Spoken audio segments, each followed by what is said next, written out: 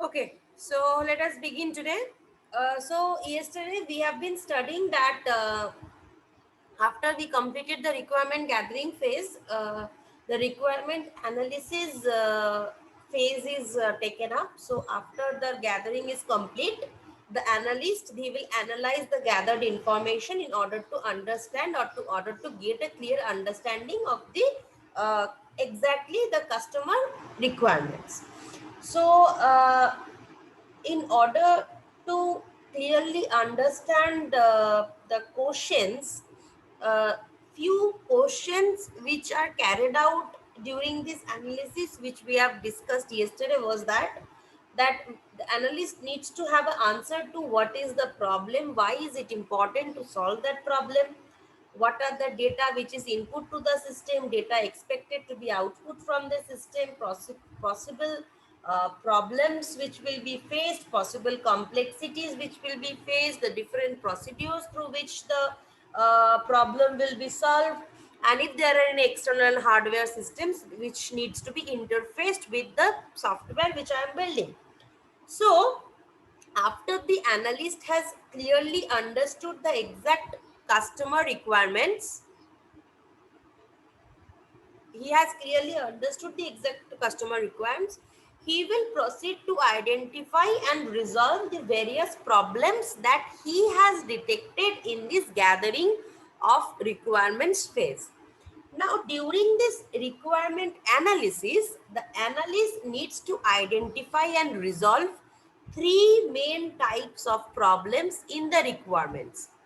One is the anomaly problem, another is the inconsistency,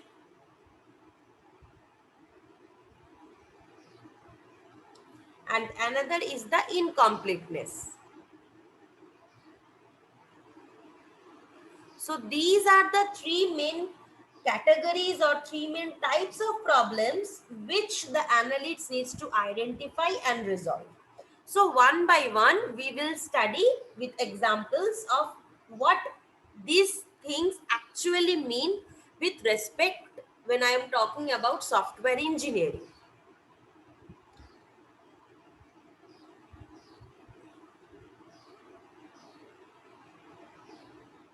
First is the anomaly.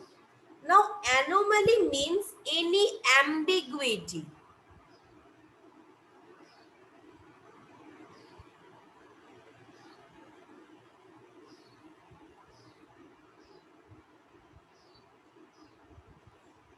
Any ambiguity in the requirement is termed as anomaly.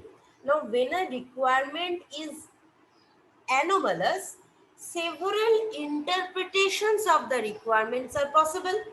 So, any anomaly or any ambiguity in any of the requirements can lead to the development of an incorrect software, because an anomalous requirement, it can be interpreted in several ways during the development procedure. So it will, if there is any ambiguity present, it will lead to an development of an incorrect software, be it application, service, product, anything. Suppose, for example, suppose while gathering the requirements for a process control application, the following requirements were expressed by certain example. Let us solve one example. Suppose there is a process control application is going on. A process control application needs to be developed. And while this gathering phase was performed by the analyst, the stakeholders, certain stakeholders, they expressed a few things. They said that when the temperature becomes high, the heater should be switched off. They said anomalously that when I want the application to say that when the temperature becomes high, then my switch will be suppose automatically switched off. Okay. Now these terms, this low, high, good, bad, these such terms, these words, high, low, good, bad, etc., these are indications of ambiguous requirements as they lack quantification. They are interpreted differently by different people. Suppose uh, you can cope up with a heat of 30 degree, some other person can cope up with a heat of 40 degrees, some other person cannot cope up even with 25 degrees Celsius. He or she will become pissed off. So these things, good, bad, low, high, medium, these things have different interpretations to different people. So if the threshold above which the temperature can be considered to be high, it is not specified, then it can be interpreted differently by different developers. So these things are known as ambiguous things. I cannot say any such ambiguity full of words. I will have to specify.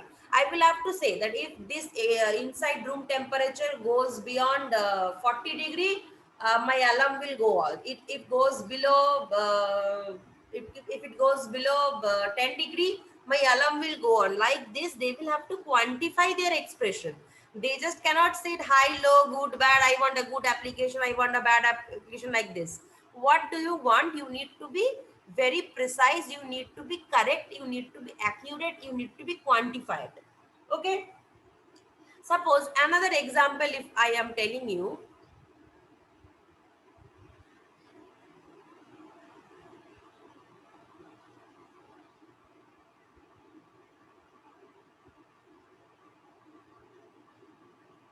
suppose there is another experiment.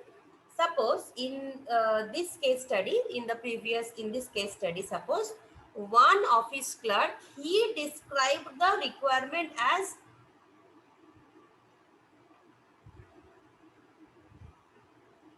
he describes that during this the case study which we were studying yesterday, we studied one automation of the office work of a CST department.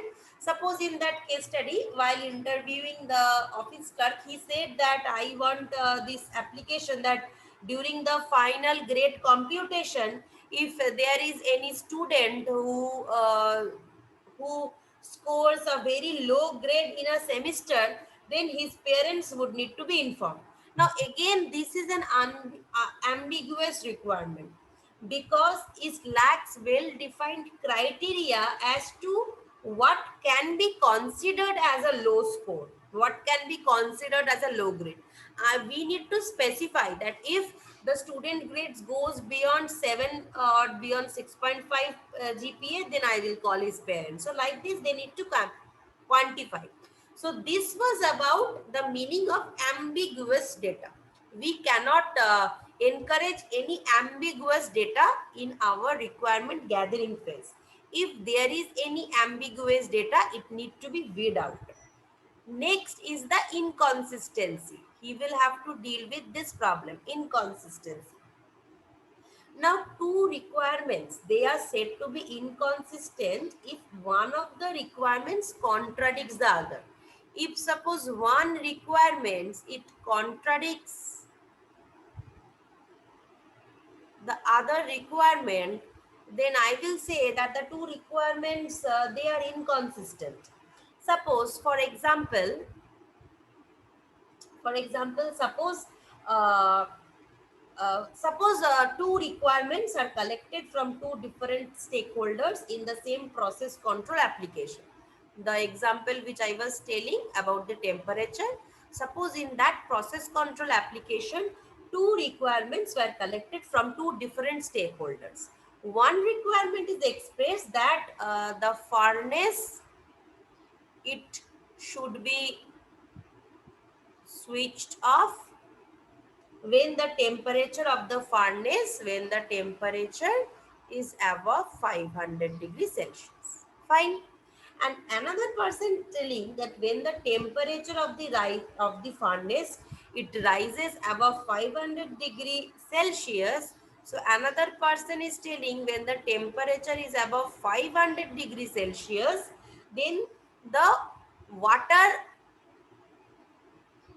shower should be switched off. Sorry, then the water showers will be switched on. Okay, and but the furnace will remain on.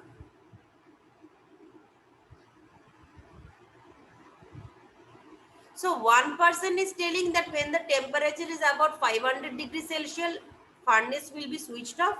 Another person is taking no, when the temperature is about 500 degrees Celsius, furnace will remain as it is, but the water shower will be switched on. Now, these two requirements expressed by two different stakeholders, they are clearly inconsistent. Because if I program for this procedure, my furnace will be off, and if I program for this procedure, my furnace will be off. So I cannot program for A plus B situation together. So I cannot give priority on solving this query or solving this query. I will have to choose. So any such inconsistent data which contradicts with the other requirements, any such inconsistent requirements, it should be removed. Suppose another example, if I am telling you for this, for the office CSC department automation of the office software. Suppose one of the clerks, he will give the requirement that a student who is securing fail grades in 3 or more subjects, he will repeat a course over an entire semester, and he cannot credit any other course while he is repeating the course. And another person is saying that there is no provision for any student to repeat a semester. The student should clear the subject by taking it as an extra subject in any later semester. Then again, these two are contradictory. One person is taking that if a student is failing, he will have to repeat the courses. Another person is saying no, there should not be any provision to fail. He should clear the subject by taking extra subject in the later on semesters. One person is taking first the subjects he has failed in, he need to reappear for exam, he need to clear, and then he can register a course for the next semester that is ongoing with supply in few subjects. He cannot register for second next semester.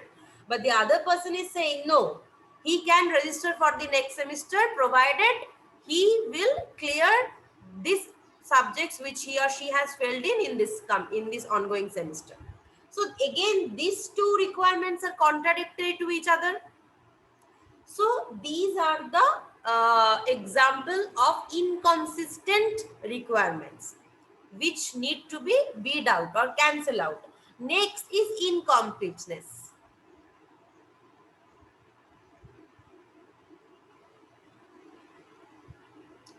So incomplete set of requirements is one in which some requirements have been overlooked. So the lack of these features, it will be felt by the customer later on. Possibly it may be happen that while using the software, he will feel that few features have been left, it not have been prepared. So often incompleteness is often caused by the inability of the customer to visualize the system which is to be developed and to anticipate all the features that would be required beforehand. So an experienced analyst, he can detect most of these missing features or functionalities, and he can suggest them to the customer for his consideration and approval in order to incorporate these functionalities into the requirements. Okay, so sometimes because the customers, they are not being able to have a clear view of what they want and what is going to happen. They cannot anticipate all the functionalities that they want, so they are sometimes not being able to say.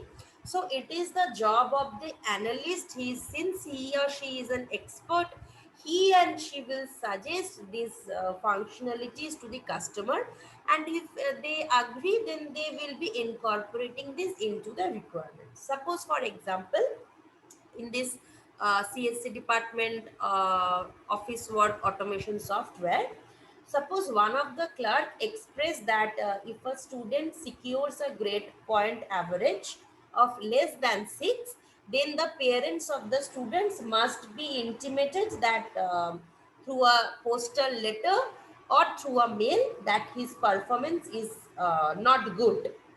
But on examination of all the requirements by the analyst, it was found that there is no provision by which either the postal or the email address of the parents of the students can be entered into the system. So when the entry is being done, then only they have not specified uh, any such field for email address of parent or phone number of parent.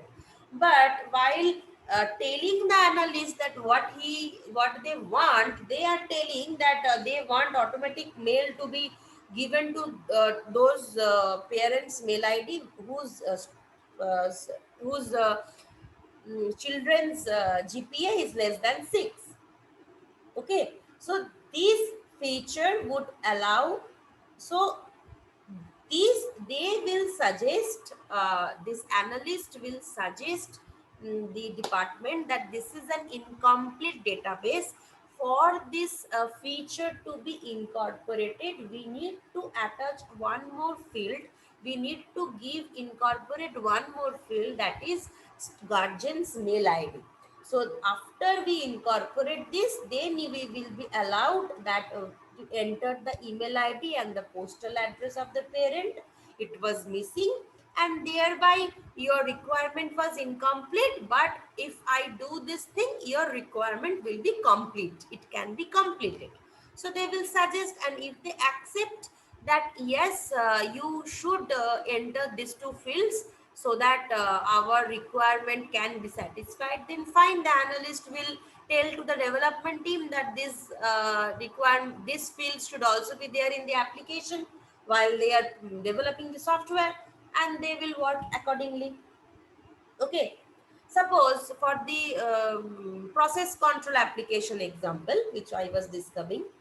So suppose one of the requirement is that the internal temperature of the reactor, if it exceeds 200 degrees Celsius, then the alarm bell must be on.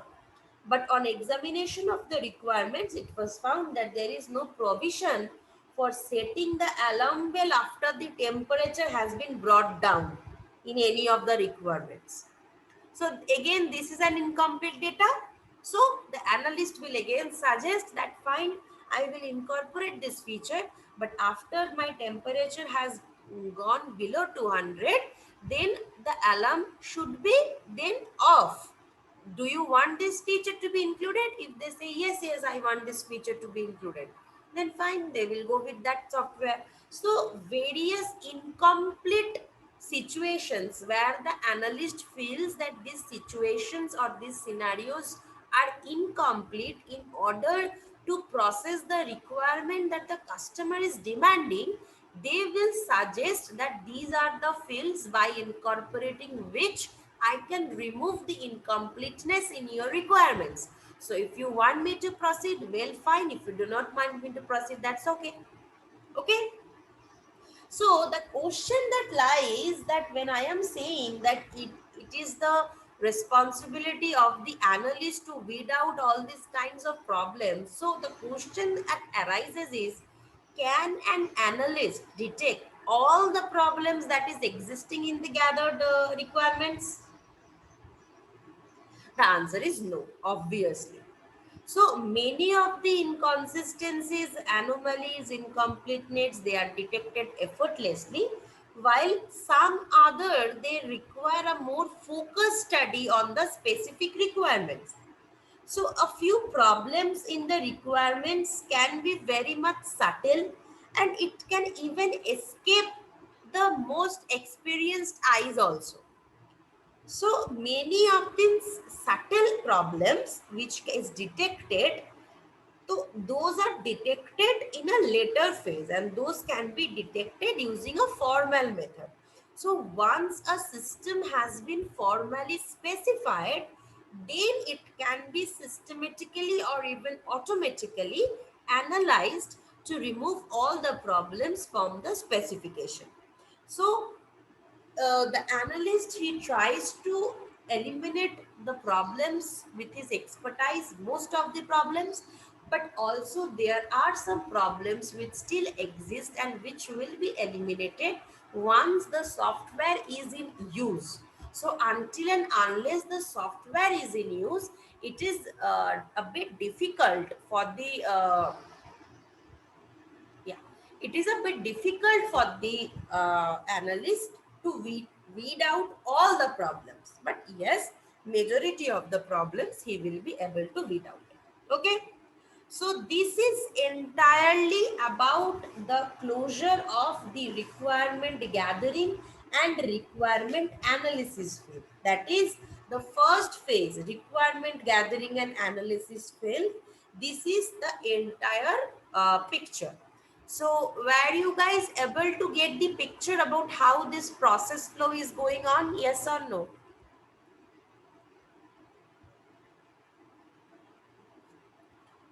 Are you guys Yes, able ma'am. to get Yes, this? ma'am. Okay, so do you have any queries?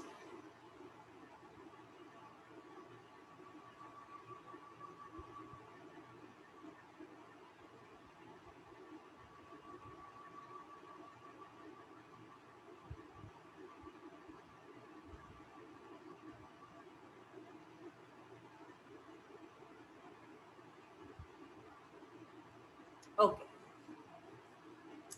So, software requirement specification, that is the SRS document. So, after the analyst has gathered all the required information regarding the software to be developed, and the analyst has removed all the incompleteness, inconsistencies, and anomalies from the specification, that is, after the requirement gathering and analysis phase is over, he will start to systematically organize the requirements in the form of an SRS document. So after the requirements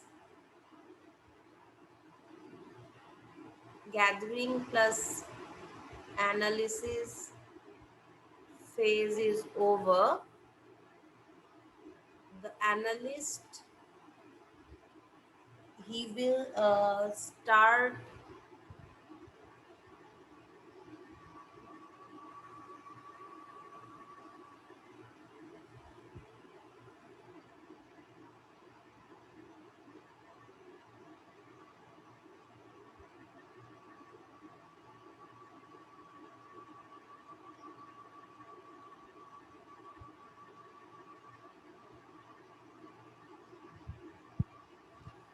So after this phase is over and he has removed all the problems, he will start to systematically organize the requirements which he has gathered in the form of an, it is an, okay, in the form of an SRS document. Now this SRS document, it usually contains all the user requirements in a structured and informal manner. So this SRS document, it will contain basically all the user requirements.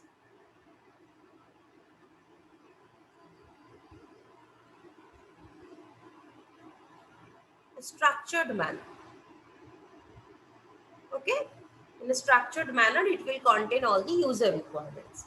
Now first we need to learn that who are the users of the SRS document.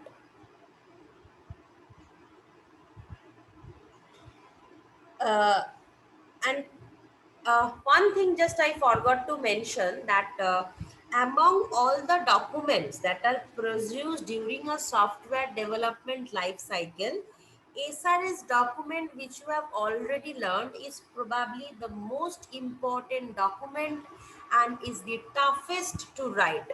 One reason for this is that the SRS document is expected to cover all the needs of a wide variety of audience. So, since it needs to cover the needs of a wide variety of audience and the customers, definitely it is the most difficult task to do. Next, we will learn it. Who are the users of the SRS document?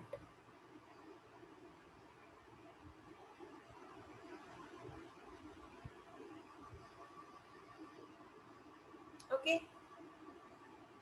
So, users for SRS document first can be the customers, the customers, the marketing personnel.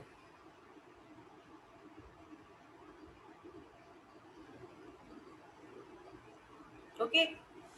So the stakeholders, these stakeholders, they need to refer to the SRS document to ensure that the system as described in the document will meet their needs. Because why I have wrote customers and users separately, which we have seen that sometimes the customer may not be the user of the software. Okay, so suppose sometimes one telephone company, one mobile company, they want a software to be incorporated in their mobile. So they has gone to a software development company and they said that I want this feature to be developed by you, and this mobile company will be used by the people who will buy. So the customer is the mobile company, the developer is the software company, but the users of this mobile are somewhat different audience.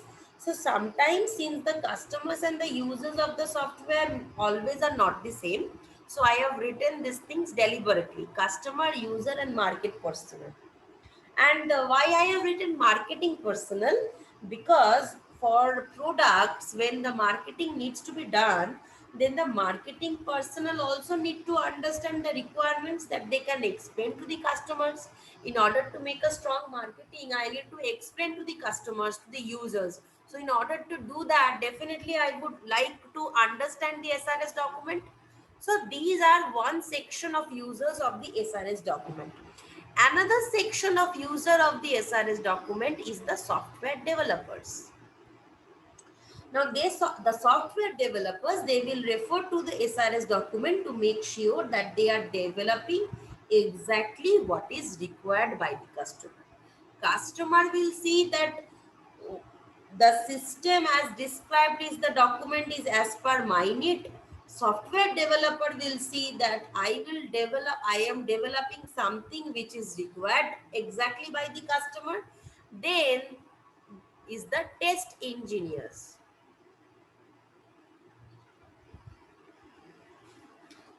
So the test engineers, they will use this SRS document to understand that the functionalities, features, whatever test cases, they are based or they can be written to validate its working. So what software is built, they will have to based on those, they will have to write the test cases in order to validate, in order to test its working procedure. So they need the required functionality to be clearly described. They need the input output data to be clearly identified so that they can build their own test cases in order to test the software which is built. So customers will see that what I have said, that is done. Software developers will see that what I am making, that is asked to make. Test engineers will see that what has been made, and he will write his test cases to check or to test or to validate the working of the software by seeing the SRS document. Next is the user documentation writers.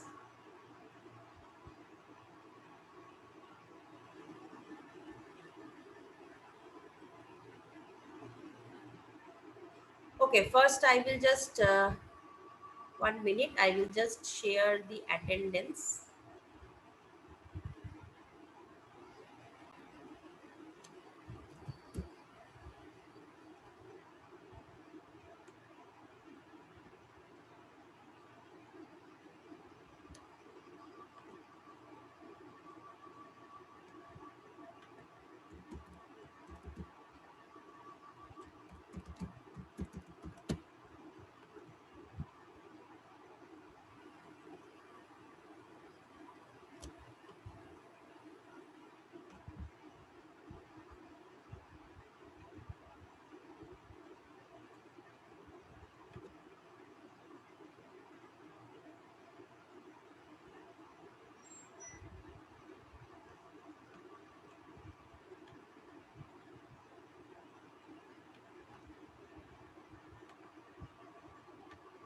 Okay, everyone, first give your attendance and then we will continue with the class.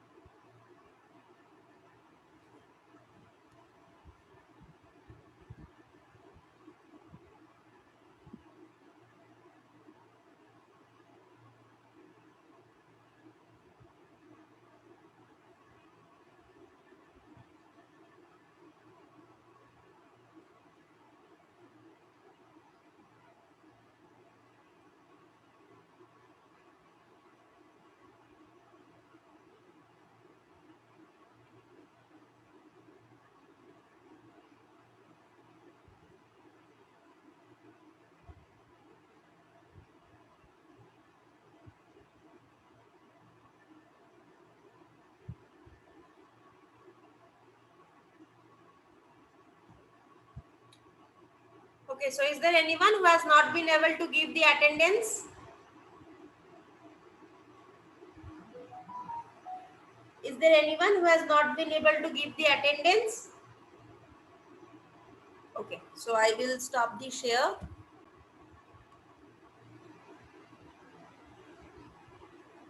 Okay, so the user documentation writers, they need to read the SRS document to ensure that they understand the features of the product well enough to be able to write the user manual.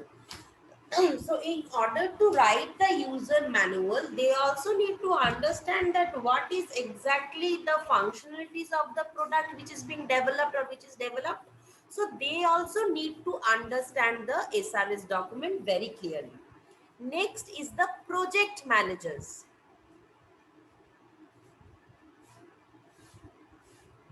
So the project managers, they will refer to the SRS document to ensure that they can estimate the cost of the project easily by referring to the SRS document, and that it contains all the information that is required to plan the project.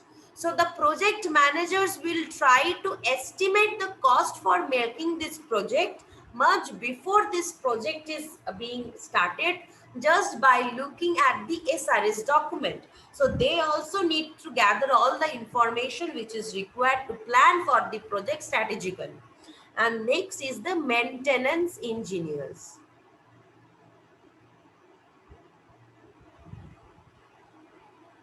Okay, so the SRS document, this will help the maintenance engineers to understand the functionalities which are supported by the system. So a clear knowledge of the functionalities can help them to understand the design, the code, the problem, the error in which code, which needs to be corrected, which needs to be done. So proper understanding of the functionalities supported will enable them to determine the specific modifications to the system's functionalities that would be needed for a specific purpose. So if I have a clear understanding of the entire thing, then only I can solve if problems are there, then only I can solve the specific part where the problem is happening. So many software engineers in a project, they consider the SRS document to be a reference document. So, but it is often more appropriate to think that the SRS document as a documentation of a contract between the development team and the customer.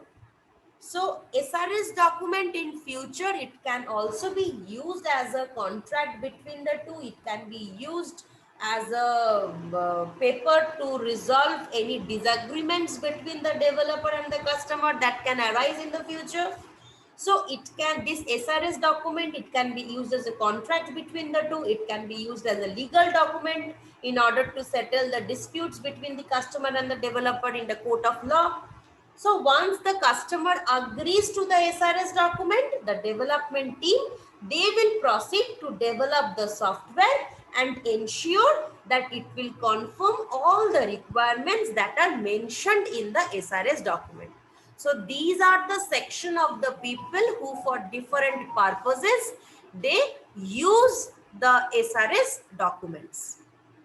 And once the SRS document is agreed upon by the customer, the development team will proceed to develop the software. And it will ensure that all the requirements mentioned in the document is met. Okay,